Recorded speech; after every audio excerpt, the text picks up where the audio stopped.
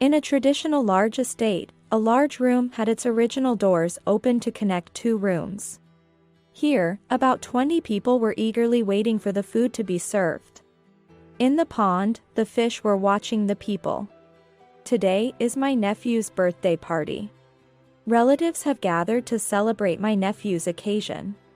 Today's menu is pasta, at my nephew Alex's request.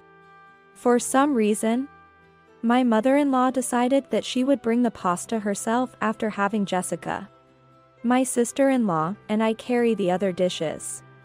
After a while, my mother-in-law placed the pasta in front of me. Knowing I dislike pasta, she deliberately served it heaped. Moreover, the pasta sauce looked darker than everyone else's.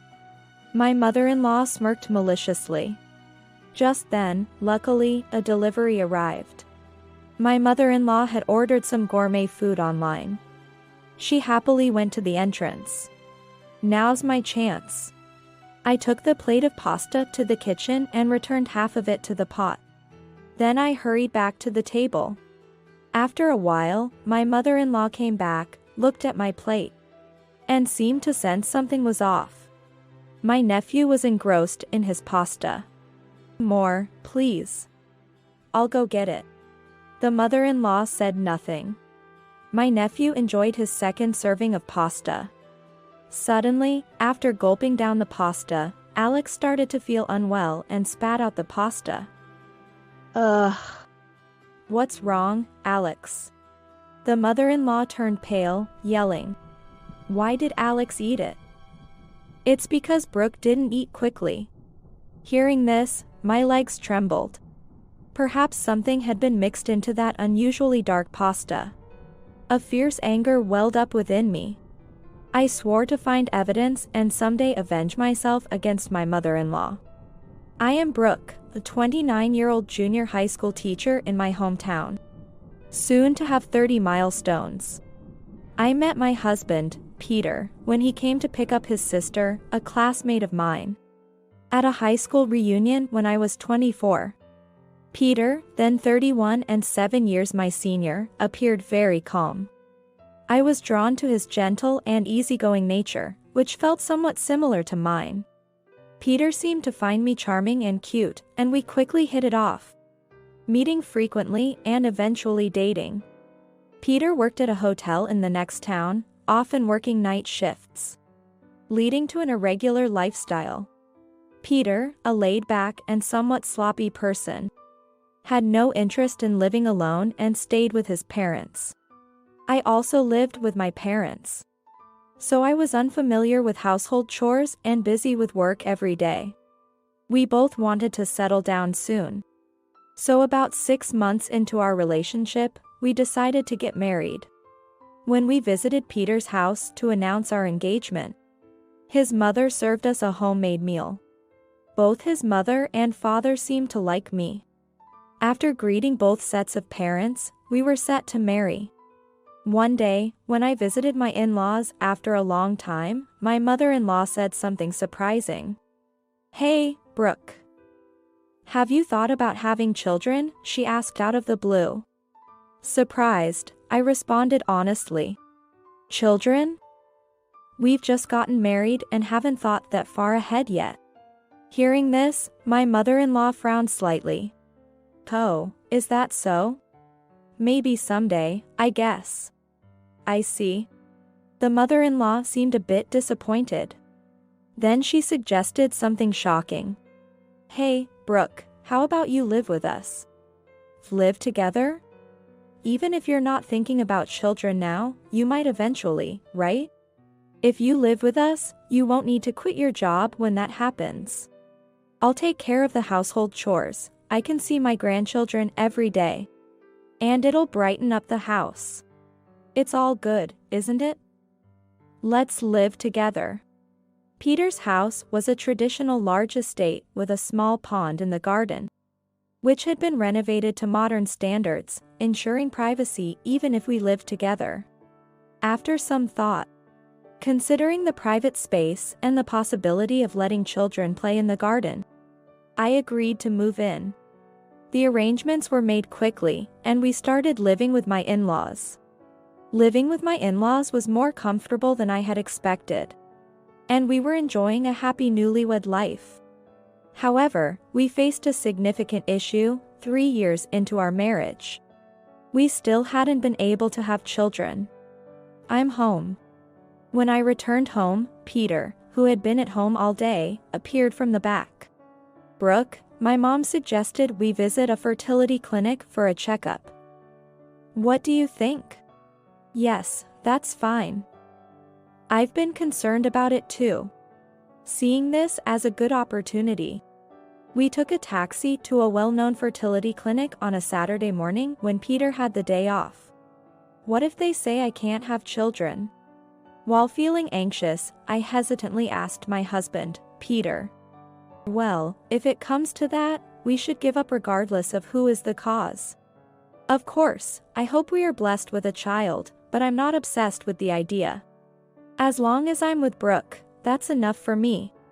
Understanding my anxious look, Peter said this, held my hand, and smiled warmly at me. Right. Thank you. I feel the same way. Hearing my husband's words, we both felt relieved that neither of us was fixated on having children. After the consultation, the doctor told us, "You both are still young, so there is plenty of possibility. However, women can quickly become of advanced maternal age, making it gradually more difficult to conceive. Starting infertility treatments early can increase your chances of becoming pregnant. But the decision is up to you too." We weren't in a rush for children.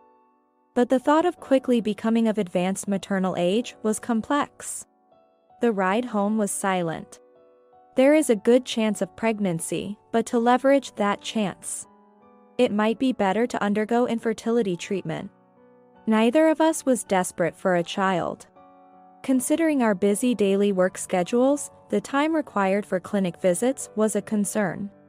Plus, I am still young. Should we really start treatment right away? Or should we wait for a better time? I was deep in thought. After returning home from the hospital, Peter reported the results to his mother. So, that's how it is. Brooke, you'll of course go through with the treatment, right? Don't worry about the money, she said immediately. Her statement was a bit confusing. It's tough balancing work, so we thought about leaving it to nature for a bit longer. What are you saying? If you don't start soon, you'll be of advanced maternal age and it'll become even harder to have children. Why don't you quit your job and start treatment? Quit my job? Honestly, I had never considered that. Sure, there are days when the students won't listen, and I feel like giving up due to the workload. But I love my job. The faces of my students flashed before my eyes. I can't quit my job. I love my current job, and the students are important to me. I answered her firmly, but she looked at me wide-eyed in surprise and said, I can't believe it. Why? Children are necessary, aren't they? Of course, we'd be happy to have children. But neither Peter nor I are focusing that much on having children right now. I see. All right then. She replied, clearly displeased. From that day, her behavior towards me changed. She continued to persuade me to undergo infertility treatment every day. One day she brought a hospital pamphlet, saying, How about this hospital? It's run by a female doctor who will surely take good care of you. Or when I had a drink after work, she'd say, Brooke, you shouldn't drink alcohol if you're trying to conceive. Be careful about what you put into your body. The more she persuaded me, the more I felt forced, and I said, Please, enough. Peter and I will discuss our child's matter. Please leave us alone for now, in a firmer tone than usual. However, this made her attitude towards me grow colder. She barely spoke to me or avoided eye contact when I tried to speak to her. Once, I overheard her on the phone with a friend, blatantly speaking ill of me, saying, "Is your daughter-in-law also troublesome? But, compared to mine, she's nothing. Mine doesn't do anything. She can barely make pancakes. She has a hearty appetite though, a real good-for-nothing." It was a terrible way to be spoken about. I heard this from behind a cupboard. My mother-in-law, who was kind and gentle when I first married, was now enjoying gossiping about me with her friends. The thought of being treated like this until we had a child made me tear up. About a week later, I offered, "Mother, let me help with breakfast." I had offered before, and she had smiled, saying, "You're busy with work, Brooke. Don't worry about it. Just show me my grandchild's face soon." But this time was different. Finally decided to help, have you? "Well, let's start tomorrow then." I had offered before. I thought, but swallowed my anger. I forced a smile and said, "Leave it to me. However, I come home late every day, so I'll have to leave dinner to you." "Of course, I'll make dinner." The next morning, I woke up an hour early to prepare breakfast with my mother-in-law. But she didn't come out of her room. Wondering what was going on but not wanting to be late for work, I decided to start cooking on my own. I made soup, omelette, and grilled sausage, and set the table. Then, my father-in-law came in. "Brooke, what are you doing?" "Good morning. I've decided to start helping with the cooking from today." He seemed a bit surprised but kindly said, "Is that so? Thank you. Take care not to overdo it." His kind words warmed my heart. Finally, my mother-in-law appeared. "Brooke, were you able to prepare the meal by yourself?" "Yes.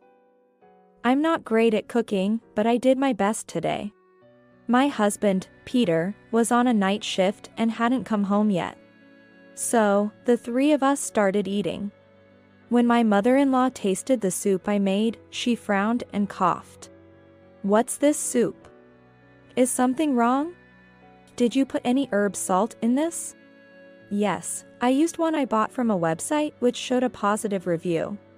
Suddenly irritated, my mother-in-law said, "This soup is bland and not delicious at all. We grow herbs and stock handmade ones in the refrigerator. What have you been looking at all this time?" I was at a loss for words. Father-in-law tried to smooth things over. "Well, this has its own good taste, doesn't it?" But she snapped at him, "You stay out of this." The air went silent, and we all quietly finished our meal without further conversation. This sort of exchange became a daily occurrence. I sighed deeply and thought, this again today. But the attacks from my mother-in-law didn't stop there. One day, I came home late from overtime to find that dinner wasn't prepared, which was unusual. "What? Why?" Confused and standing still, I was startled when someone spoke from behind me. "Brooke." It was my mother-in-law. "Hey, you startled me. I didn't realize you were there." With a serious face, she said, "From now on, you will prepare dinner." "What do you mean?" I stand there, bewildered and at a loss for words. "You're Peter's wife, aren't you? It was wrong of me to have been cooking all this time." "That's true." She wasn't wrong to say that. But it was quite sudden. Especially since she had insisted on doing it herself before we lived together.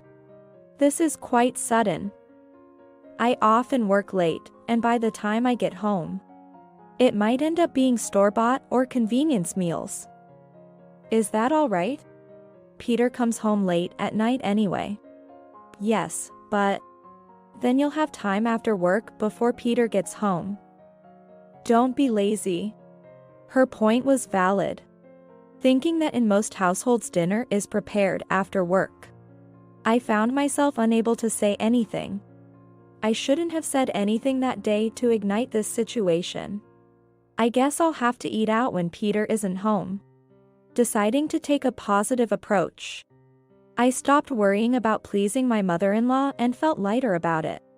My brighter demeanor seemed to annoy her, as she began to ignore me and even gave me cold looks when I left for work, unaware of her gaze. Today is November 25th, Thanksgiving Day, and also the 9th birthday of my nephew, Alex, Jessica's son. The family gathered included my mother-in-law, father-in-law, Jessica, and her child. Jessica has been raising Alex as a single mother since her husband passed away. She is a classmate who introduced me to my husband. Then, Peter's cousin Eric and his family of 4, along with my parents, also came. My husband, Peter, had taken the day off a month in advance for this occasion. Today's menu was pasta carbonara, Alex's favorite and my least favorite dish. Jessica and I were in charge of preparing the pasta, and my mother-in-law was unusually in a good mood. "You two relax, I'll take care of the rest." It was rare for her to take over the cooking. I found it unusual since she had been leaving everything to me recently, but I didn't mind it much. After enjoying some video games with Alex for a while, we heard my mother-in-law's voice from the kitchen saying, "It's ready." Jessica and I headed to the kitchen.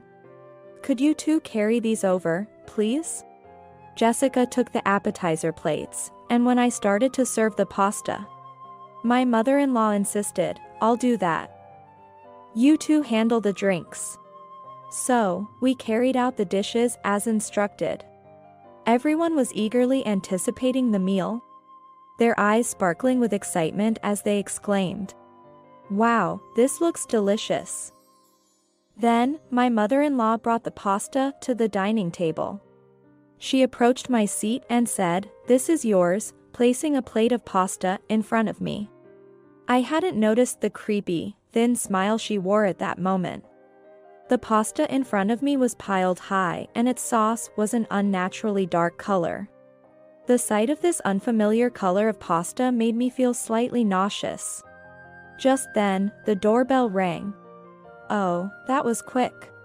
It seemed a delivery person had brought some mail-order gourmet food. My mother-in-law hurried to the entrance, delighted. Now's my chance. I took my plate of pasta back to the kitchen and returned about half of it to the pot. I then took the lighter plate back to the table. My father-in-law and I made eye contact for a moment. Worried I'd been caught, I hastily said, "I'm on a diet, so I reduced the amount a bit." He laughed and said, "You don't look like you need to diet." After a while, my mother-in-law returned and stared at my plate. I was anxious she might notice something was off, but it seemed she didn't. Alex is a big boy and loves wrestling. He quickly finished his first serving. "Seconds, please." "Oh my, you do eat a lot. Pasta is my favorite," Alex said, opening his mouth wide for his second serving. Then suddenly spat it out, beginning to writhe in pain. Jessica hurried over to him, asking, "What's wrong, Alex?" My husband immediately called an ambulance. "Alex! Alex!" Jessica called out beside him, with my mother-in-law gaping in shock. Why did Alex eat it? Frustrated and repeatedly exclaiming. Her words made me realize she had added something to my pasta. This is terrible. My legs were shaking. It seemed Alex had eaten the pasta I had returned to the pot. This explained my mother-in-law's unusual behavior today. Jessica and Alex were taken away in the ambulance. Since we didn't have a car, Peter and I, along with my father-in-law, decided to follow in a taxi. Peter sat in the front, while my father-in-law and I sat in the back. But my mother-in-law was taking her time coming out.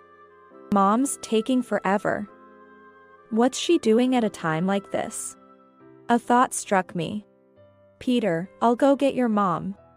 I tiptoed towards the kitchen. As I got closer, I heard rustling noises. Peeking around the corner from the hallway to the kitchen, I recoiled in shock. There was my mother-in-law, furiously washing the pasta pot with an incredibly fierce expression. Her stance was wide, and she seemed to be steaming from the head, not looking like herself at all.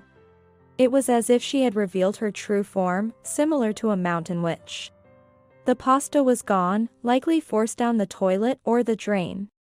Even as Alex was rushed away in such a state, she was desperately trying to cover up the evidence. I was too frightened to speak to her, and my legs wouldn't move to go back. Meow. Suddenly, a cat cried outside, startling me. This is bad. My mother-in-law and I made eye contact. Realizing I was there, she tried to act nonchalant. Though, Brooke, I was just tidying up a bit before we go. Is that so? Trying to hide my trembling hands, I pretended to be calm. Let's go. I noticed her hands were shaking too. You took so long. Yes, I had to clean up a bit to avoid the smell sticking to the walls. Knowing full well that leaving a pasta pot out wouldn't make the walls smell. I was scared thinking about what might happen next. We're here. We arrived at the hospital after about 15 minutes. It was a large general hospital, and the time was around 7 p.m. We entered through the emergency entrance and were guided to the ICU by a security guard. A nurse, who looked slightly younger than me, approached us. Are you Alex's family? Yes, we are. Please wait here for a moment. We were led to a nearby bench. There were 3 black vinyl sofas arranged in a C shape, each able to seat about 4 people. Where's Jessica? She must be with Alex. When I looked at my mother-in-law, her eyes were darting around nervously, clearly acting strangely. After about 10 minutes, Jessica came over with a pained expression. Jessica, how's Alex? He's just finished his examination, and they're currently washing out his stomach. So the pasta was the cause, then? For a moment, I felt my father-in-law glance at me sideways. If the pasta was indeed tampered with, would he suspect me? However, I had no motive. Or, if one were to be fabricated, it could be that a childless daughter-in-law, jealous of her sister-in-law's child, attempted murder. If that were the case, my mother-in-law's motive to harm me would be much stronger. What should I do? No. This isn't the time to worry. Pull yourself together, Brooke. I told myself sternly. Then, Jessica muttered, it's similar to what happened to him. I turned to Jessica in shock. Who do you mean? Tom, my late husband. I remembered hearing from my mother-in-law that Tom had died of cancer. Did he pass away in this hospital? No, not here. It was S hospital. It's the symptoms that are similar. It wasn't cancer. We never talked much about Tom's situation in the family, so I never asked for more details. No, it wasn't. What do you mean? The stew had sulfuric acid in it. What do you mean? That day was Alex's kindergarten sports festival. We had dinner at the family home in the evening. His second favorite after pasta was cream stew. But only his stew had it. How could that happen? Doesn't it just not add up? That's why no one talked about it. Was there something in today's pasta? Could such a thing happen again? I looked at my mother-in-law. She was staring at the wall, appearing to hold back something.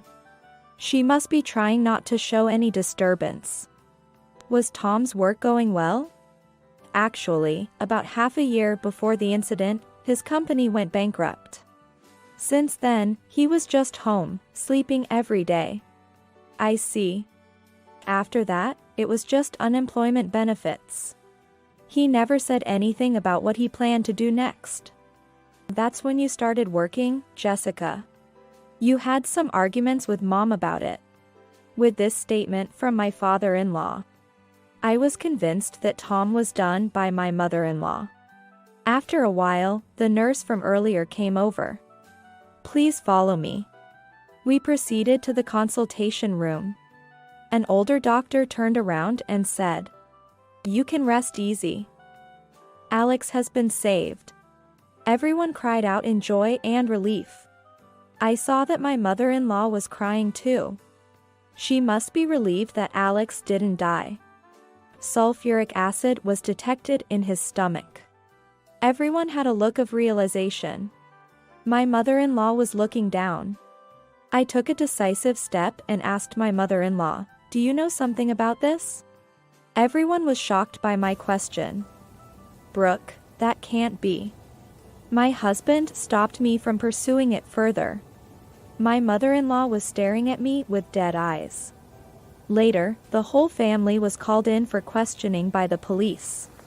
I couldn't forgive the fact that I was almost killed. Desperate for revenge against my mother-in-law, I figured out a plan to spread rumors around town. I decided to talk about the incident to my students, spreading rumors.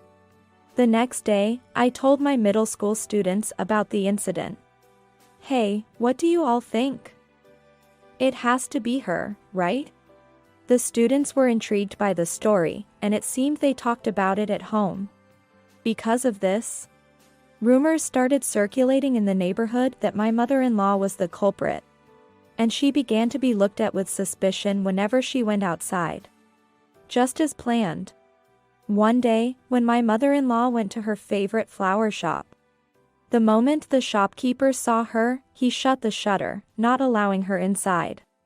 It felt as if even the neighborhood cats would run away from her. As days went by, my mother-in-law seemed to start worrying even when sparrows flew away from her. She was visibly stressed. She became visibly more haggard due to the stress. A month later, Alex was discharged from the hospital and back to his lively self. In contrast, my mother-in-law aged significantly in a month. Often seen smiling faintly to herself, as if her mind was affected. A Sunday, the doorbell rang.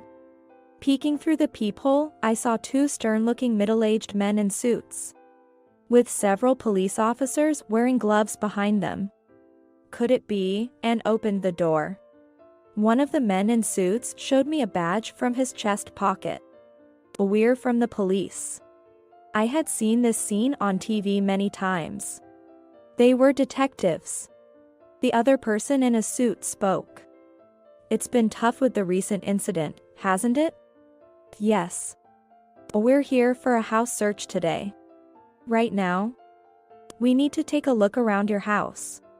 We wanted to do this sooner, but it took some time to get the warrant. At that moment, the uniformed police officers entered the house all at once. My father-in-law and husband had gone out to play golf. My mother-in-law was sitting in the back room, watching TV in a formal seated position. After a while, there was a commotion in the kitchen. "This might be it," someone said, and the kitchen became noisy. I headed to the kitchen and was shocked at what I saw. In the hands of a police officer was a plastic bag containing a battery acid refill. About 20 inches long. "Where did you find this?" "We decided to check under the floorboard here." The officer pointed to a floor storage near the back door. A place where my mother-in-law usually stores pickles. It's usually filled with pots, so the floorboard isn't visible. Underneath the removed floorboard, damp soil was visible. So this is the source of the sulfuric acid. Upon hearing this, my mother-in-law appeared from the back room. Eek. Suddenly, she let out a strange shriek and then fainted. "Ma'am, we'll need to ask you to come to the station for further questioning." My mother-in-law readily admitted to her actions. She was also the culprit behind Tom's incident. She had obtained the battery acid refill from a local home center. Later, a psychiatric evaluation revealed she had a mental disorder, and she was admitted to a mental hospital. 2 years later, it was decided that my mother-in-law would be discharged. She had become a completely different person, much kinder than before. It seems she had been suffering from a mental disorder since around the time of Tom's incident. Still on probation, the rumors in the neighborhood persisted. But my mother-in-law was deeply remorseful and always said, "Brooke, I'm sorry for what happened back then, repeatedly. 3 years have passed since then, and I've turned 32. Our family still lives in the same house. About 3 months ago, my husband and I were blessed with a child. Today, we found out at the hospital that it's going to be a girl. The middle school where I've been working for many years will be consolidated with another next year. And I was supposed to transfer to a middle school in the next town. However, I've decided to become a full-time homemaker and dedicate myself to raising our child.